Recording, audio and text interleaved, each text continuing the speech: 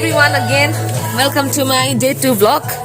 अनि यस्तो दामी मौसम भएको छ आज चाहिँ हिजो हुरी बतास चलेको थियो तर आज चाहिँ यस्तो शान्त मौसम अनि घाम पनि लागिरहेको छ अटोमेटिकै हाम्रो बहिनीले चाहिँ कहिले काम थालिहालेछ झाडु लाउनु म चाहिँ एकछिन भिडियो एडिट गर्दै थिएँ डे 1 को सो यस्तो छ आजको मौसम चाहिँ आज पनि हामी दिनभरि के कामहरु गर्नु छ हेर्दै गर्नुस् I hope you will enjoy this vlog टु चुडा लिपिसकेछ चुडा लिपेर पनि आगो सल्काउँदै रहेछ यस्ता छ हाम्रो बहिनीहरु धन्यवाद अब म पनि यो झाडु आँगन बढाल्छु ओ माथिदेखि बढाल्नु पर्छ के ला आइडिया मलाई छ लु पहिला चिया खाए लौ न खोइ प्रभा दामी मौसम भयो र अब म चाहिँ यहाँनिर मल पल्टाउनु पर्ने छ त्यहाँदेखि चाहिँ हामी दाउरामा पनि जानुपर्ने छ निकै तल ल्यायो भने चाहिँ त्यो बारी पनि अब यहाँ जोत्नु पनि पर्ने छ अहिले 10 बजिसक्यो सो भरेसम्म ल्याउँछु होला मेरो चाहिँ अब यो सोर्नु पर्ने छ गाईको थला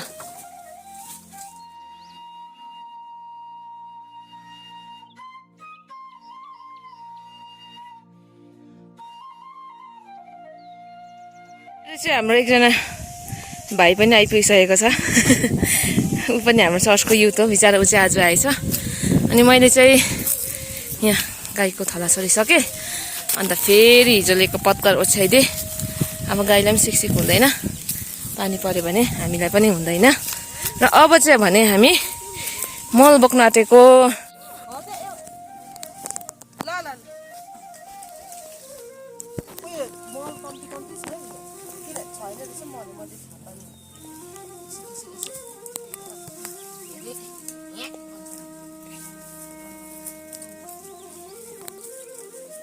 अब चाहिँ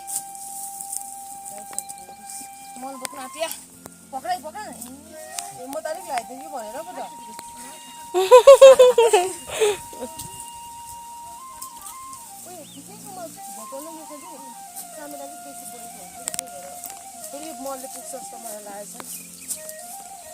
कस्तो दाम देख्यो नानाको खानु यहाँनिर बारी बोकेर जानु हुँदैछ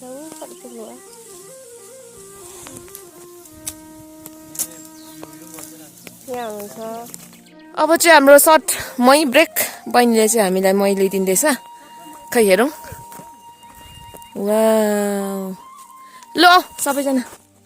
मै खाइदिउँ प्रभाले चाहिँ नखाने अरे म चाहिँ खान्छु हुन्छ यहाँ खान्छु होस् होस् यहाँ खान्छु नि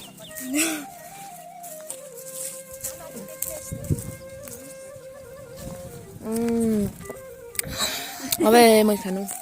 प्रभाले खाँदैन नि म प्रभाको एक्स्ट्रा छ बिट भिजाइरहेछ उसले आँखा चिङमा प्रार्थना गर्दै बोलेछ त गएर यसरी प्रभा म नि खान्छु बिट भन्दैछ त कसो अरे दामी नाइस बत्तीमा आएको छैन ल कम्प्लिट गर्नु पाउँछु जस्तो लागेको छैन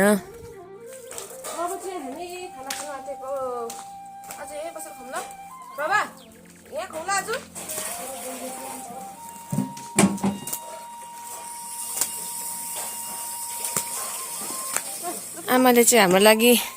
बिफ र इस्कुस बनाइदिनु भएछ छुर्पीको चटनी विथ क्याप्सिकम दाल एन्ड खाना यो चाहिँ हाम्रो प्रभाको बिटको सुप मिन्ट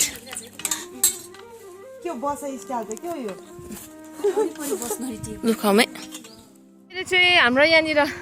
मेसिन चलाउने प्र्याक्टिस हुँदैछ सबै लाइनमा छ सामुएलले चाहिँ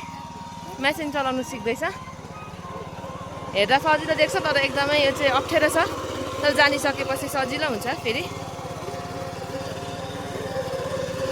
ट्युटर हुनुहुन्छ यहाँ मिस प्रभा शेर्पा यहाँ चाहिँ हामीले सबै मल छरिसक्यौँ यहाँ माथि अन्त अब चाहिँ हामीले यहाँनिर जोत्दै गरेको अब यो सकेर चाहिँ हामी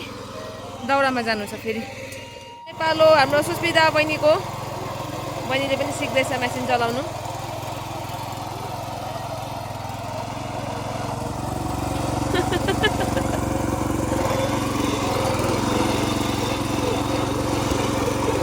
ए मेसिन त सुताउनु उठाउनु के गर्नुपर्छ पर्छ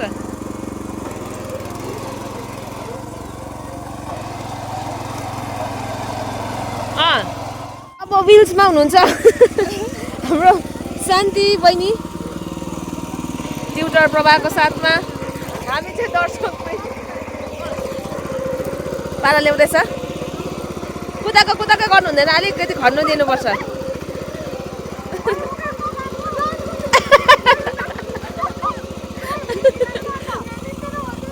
आउ न अलिकति निकाल्नुपर्छ नि त नो सामेल वान्ट्स टु ट्राई उचाल अलिकति मेसिनलाई निकाल